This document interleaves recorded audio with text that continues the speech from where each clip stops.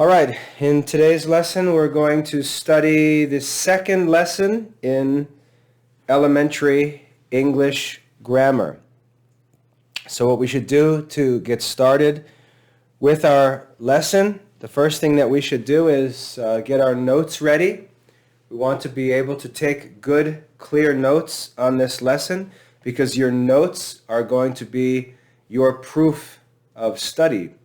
So take a new sheet of paper. At the top of the page, put your name and today's date, your full name, first and last name, and today's date. And then write the name of this course, which is English Grammar 1, or what do we call it? Elementary Grammar. Elementary Grammar.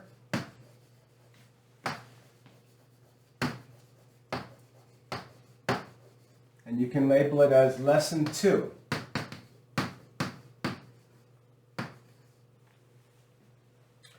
Lesson 2, and the content of this lesson is titled Definitions. So label your notes for today's class. And remember that your notes are your proof of study. So as we go through our lesson, you want to make sure that you pay attention and you want to make sure that you write down good, clear notes showing that you paid attention and understand what we discuss in our lesson. All right? This is Lesson 2 of English or elementary grammar. Every time we start a new lesson, we want to take some time to briefly summarize what we did in our previous lesson. We always want to prepare ourselves for the new lesson by thinking about what we learned in the previous lesson. So let's take a minute, and in our notes, let's write a quick summary of what we did in the first lesson. In the first lesson, we talked about the senses, how we learn things, how God created us to learn things. We talked about the 5 senses. We talked about how we're always seeing things, hearing things, smelling things, tasting things, feeling things. And our minds are collecting ideas, collecting knowledge from our senses. And our senses receive information from objects around us. And in Lesson 1, let me just go back to that first lesson. In Lesson 1, we had a definition of object. We said an object is anything we can perceive or be conscious of. So we learned about the senses. We learned about what an object is. An object is anything that we can perceive with our senses or of which we are conscious, which we know about. We learned the definition of an object, and then we learned that a word is basically a symbol of an idea. A word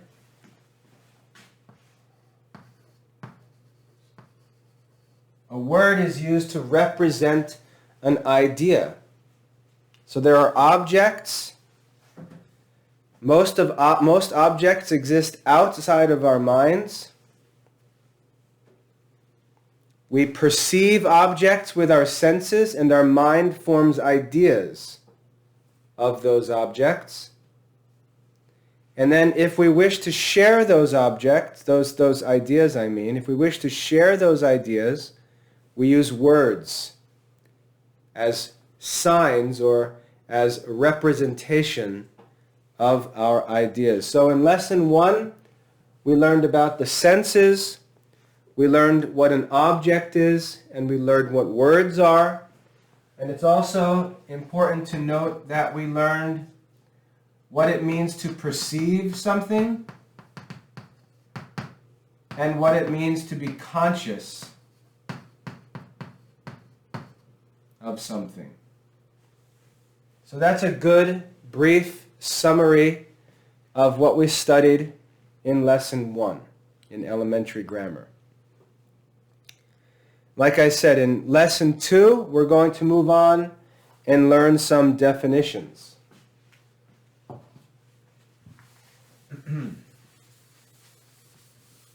The reason why it's important to learn definitions, I'd like you to write this down.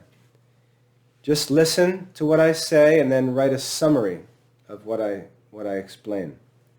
The reason why it's important for us to learn definitions is if we share ideas with words, we have to make sure that when we use words, we understand what those words mean. Remember, words represent ideas. Words represent ideas. And we have to make sure that when we use a word, the person we're talking to knows the idea that that word represents. We have to make sure they understand our words. We have to make sure that when we use words, we all use words in the same way. Right? One of the reasons why we argue, one of the reasons why people disagree and don't get along with each other, or why people are confused, is because many times they simply don't understand each other's words. So we need to make sure we take time to learn definitions, to study definitions of words, and then we all need to agree to use those words to represent those ideas. And if we want to express a different idea, we have to learn to use different words.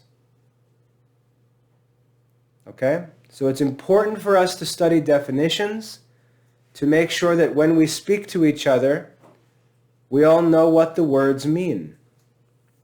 That helps us to speak to each other clearly and to avoid confusion. So as we get started in elementary grammar, we're going to take some time to learn some definitions of some important words. Words that we're going to use all the time, and we want to make sure that we understand what these words mean. Okay? So let's read these definitions, and then as we read them, we'll write them on the board, and you can take some time and jot them down in your notes. The first definition that we're going to learn is the definition of the word language. So the first definition, what does the word language mean? What does the word language mean? We hear this word all the time. What exactly does language mean?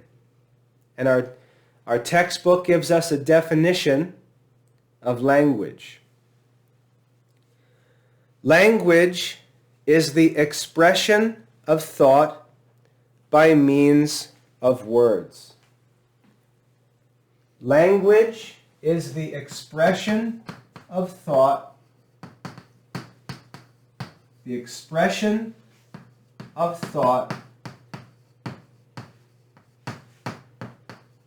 by means of words.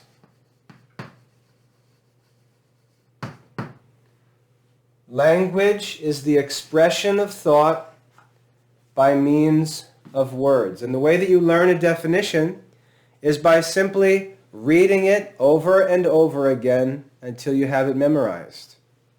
Language is the expression of thought by means of words. Language is the expression of thought by means of words. Language is the expression of thought by means of words. Language is the expression of thought by means of words. And if you repeat it over and over again, you'll memorize it, because that's how your mind works.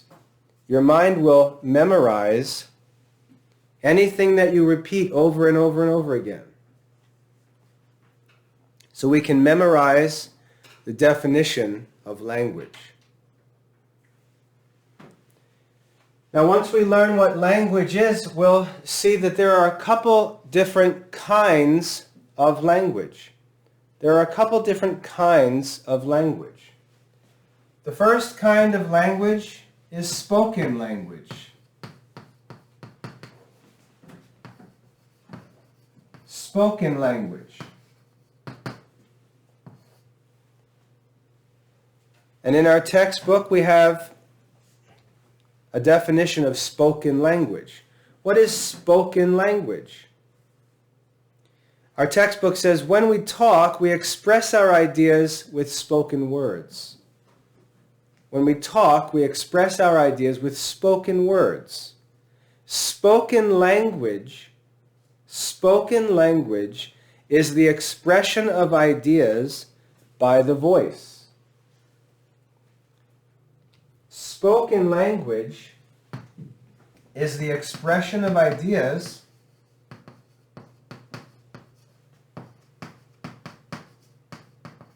Spoken language is the expression of ideas by the voice.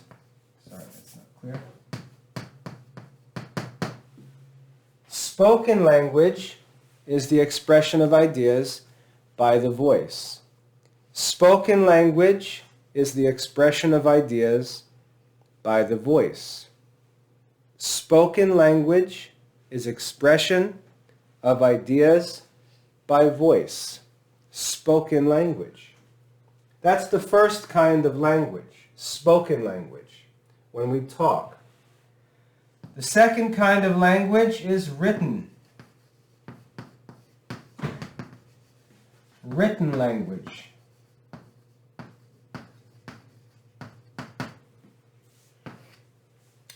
The second kind of language is written language. And we see in our textbook it says, written language is the expression of thought by the use of written or printed characters. Written language is the expression of thought by the use of written or printed characters. Written language is the expression of thought by the use of written or printed characters.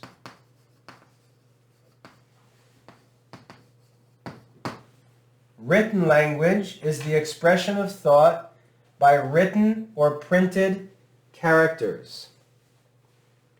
Written language is the expression of thought by written or printed characters.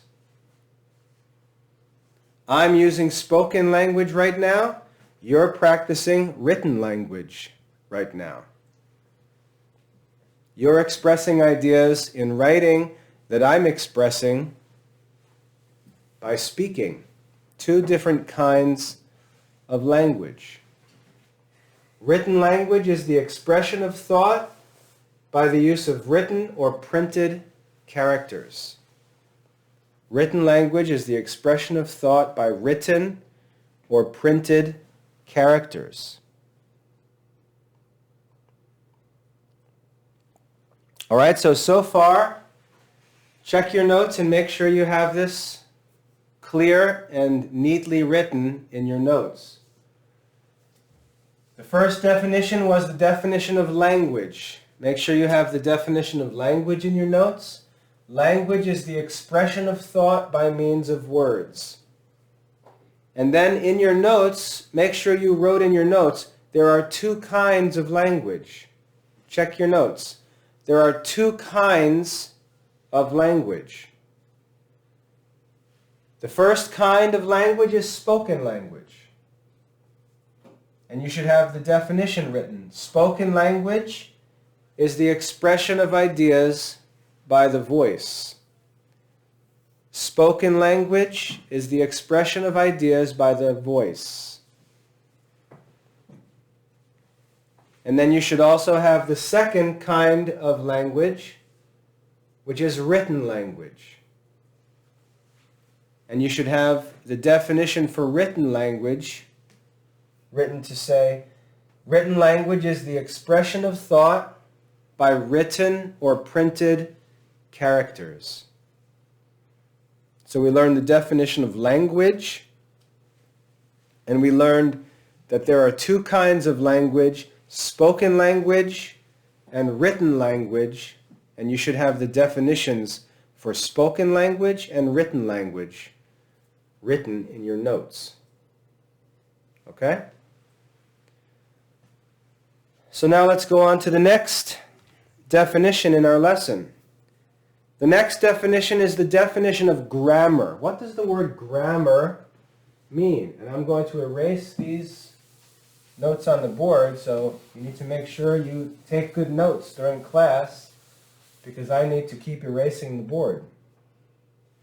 So what does this word grammar mean? We said that this is elementary grammar. And you know that in grammar class we study words and sentences and things like that. It's not like math class. But what exactly is grammar? And we read in our textbook, grammar treats of the principles and usages of language. Grammar treats of the principles and usages of language. Grammar, let's make this a little clearer. Grammar is the study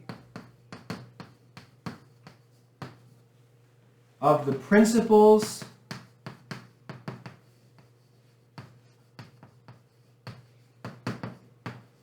and usage. Let me just make sure it says usages. Grammar is the study of the principles and usages of language. Grammar is the study of the principles and usages of language. And you don't know what these words principles and usages mean, but I'll explain them a little bit. Grammar is the study of the principles and usages of language. Grammar is the study of the principles and usages of language. Grammar is the study of the principles and the usages of language. Now what you might want to take some notes on to explain this a little bit more clearly, principles are rules. So when we talk about the principles of language, we're talking about rules of language. How to write a sentence, how to use capital letters, how to use punctuation marks.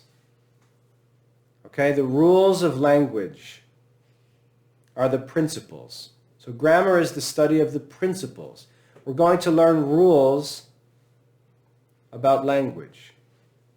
Those rules and definitions, things like that, those are the principles. They're the starting points. They help us to understand the subject. The principles, the rules of language. And then usages. So I'll write this for you to help. Principles. When we say principles, we mean the definitions, rules, and so on of language. And when we talk about usages, usages are simply the ways people use language. The ways that people express ideas.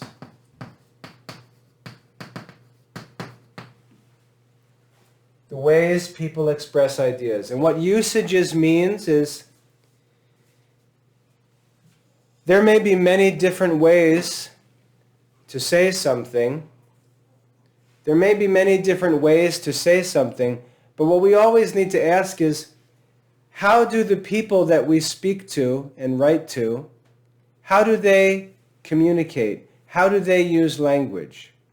If you watch a movie from a long time ago or read about a story from a long time ago, you'll notice that in other times and in other places, Even though people are speaking language, they speak differently. They use different expressions. They use different words. When we speak, we have to make sure that we use words the way that they're used today by the people we speak with.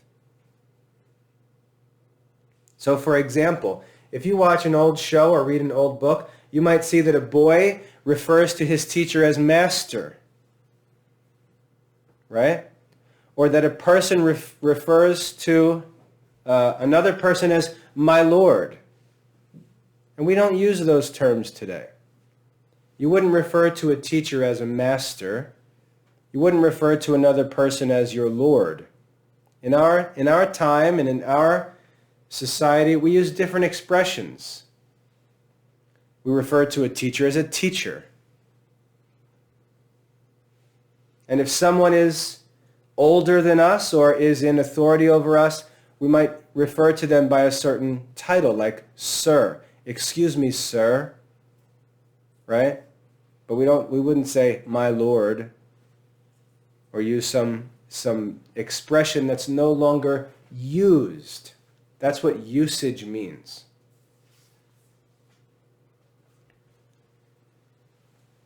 Okay? So grammar is the study of the principles and the usages of language.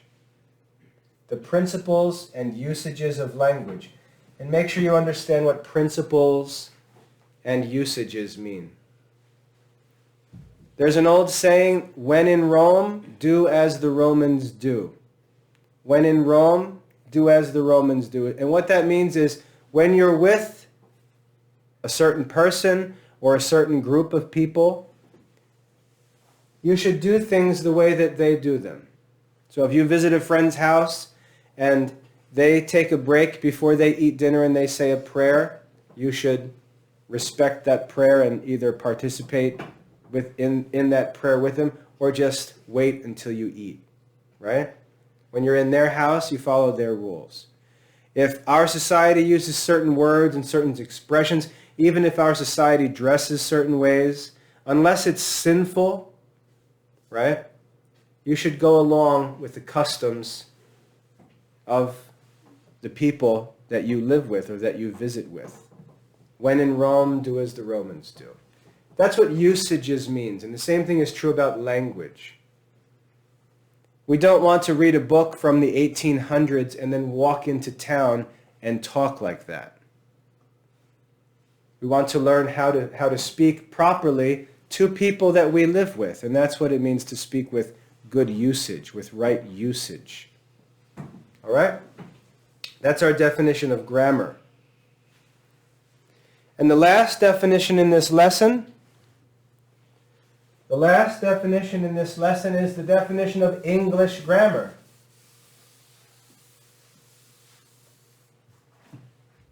What is English? English grammar. And our textbook tells us English grammar teaches how to speak and write the English language correctly. English grammar teaches how to speak and write the English language correctly. So let's add this to our notes, and I'm going to change it just a little bit. English grammar is the study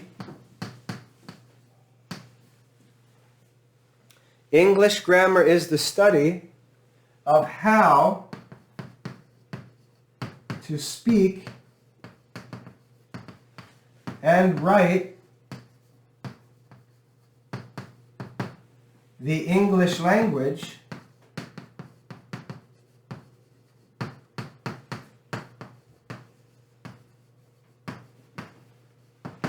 correctly.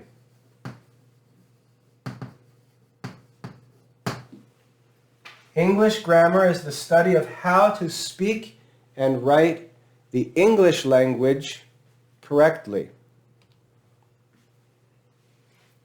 English grammar is the study of how to speak and write and read, of course, the study of how to speak and write the English language correctly. So when we say we're studying English grammar, we're learning how to speak and write the English language correctly. When we study Latin grammar, we're learning how to speak, write, and read the Latin language correctly. If we take Spanish grammar, we study how to speak and write the Spanish language correctly. So if you want to learn how to speak and write and read a language correctly, you need to study the grammar of that language. Got that? And you can go to a library or on the internet and you can find grammar books for every language in the world.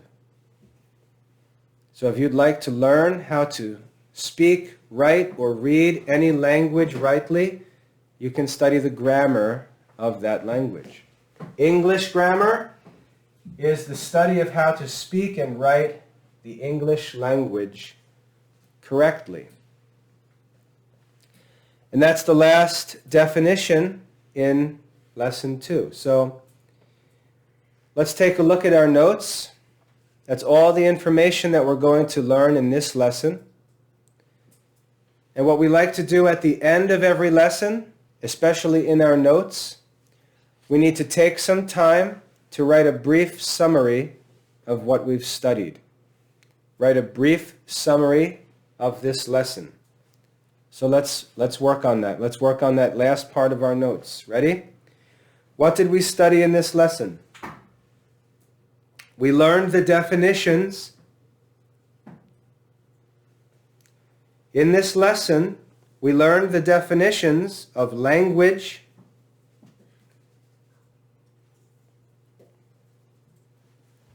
I'll write a summary on the board to help you with this, okay? Let me help you with this summary. In this lesson, we learned the definition of language. I'm just making a list on the board. I'd like you to write out a summary. In this lesson, we learned the definition of language. We learned that there are two kinds of language.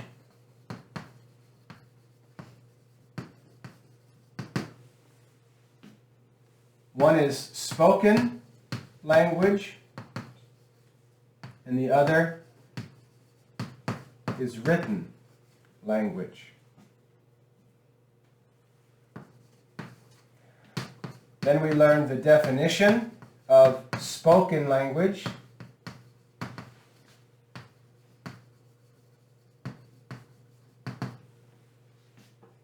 We learned the definition of written language.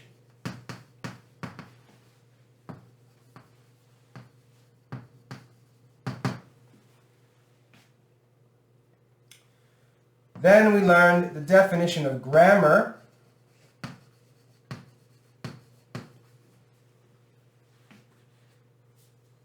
Then we talked about the meaning of the words principles and usages.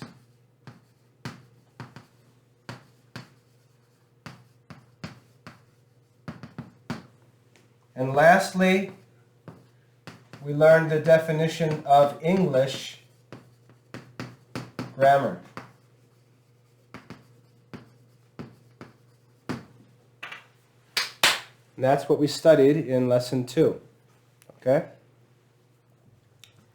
So just think about the lesson, think about what we studied, and write a brief summary of the lesson there in the bottom of your notes. Okay?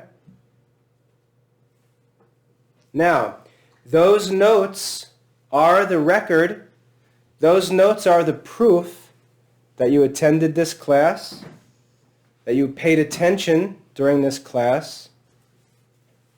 And I bet that if I asked you to tell me the definition of language or the definition of spoken language, written language, of grammar, I bet you could do a pretty good job.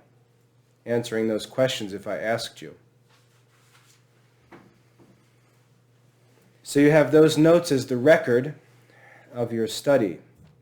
Now, the problem with notes is that if I were to take those notes and crumple them up and throw them in the garbage,